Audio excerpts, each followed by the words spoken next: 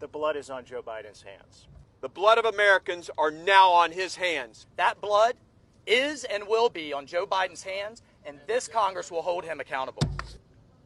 Because of the negligence of this administration and the hasty retreat that they led out of Afghanistan, they have left $85 billion worth of American equipment in the hands of our enemy, the Taliban.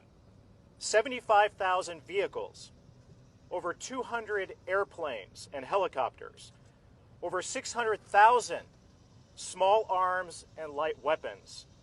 The Taliban now has more Black Hawk helicopters than 85% of the countries in the world. But it's not just weapons. They have night vision goggles, body armor, and, unbelievably, the Taliban now has biometric devices which have the fingerprints, eye scans, and biographical information of all of the Afghans who helped us and were on our side over the last 20 years.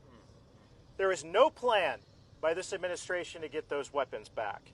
There is no plan to account for any of this equipment or these weapons. Let me be very clear. If any American is harmed, injured, or killed and not safely evacuated out of Afghanistan, or if any of these weapons or this military equipment is used to harm, injure, or kill an American now or at any time in the future, the blood is on Joe Biden's hands.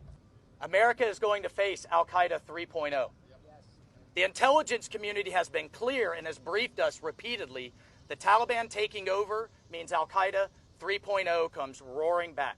Except now we're in a worse position than we were before 2001. We have no bases in the region. Our local allies are being hunted down as we speak. And as you've heard today, the Taliban are going to be armed to the teeth so that when future American soldiers have to go back in to deal with the problem and deal with the incompetence of this administration, how many are going to die now? Because they're going to have to fight their way through our own equipment, our own damn equipment, to deal with Al-Qaeda 3.0. Are we going to have another Pulse nightclub? Are we going to have another San Bernardino? Are we going to have another 9/11 because of that incompetence?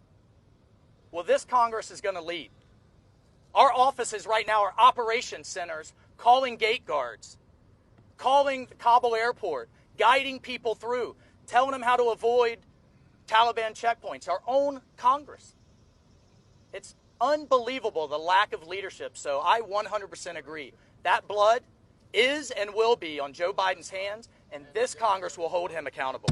Let me say this to every Afghan veteran. Your service was not in vain. Your service was not in vain.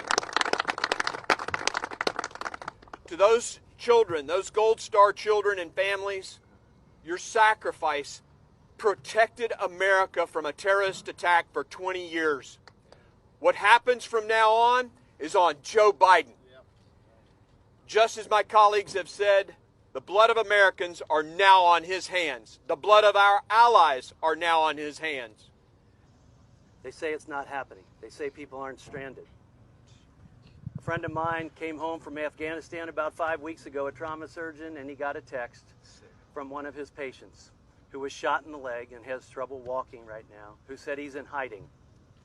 He said he got a text from the Taliban that said, "We know who you are. We have all the government data.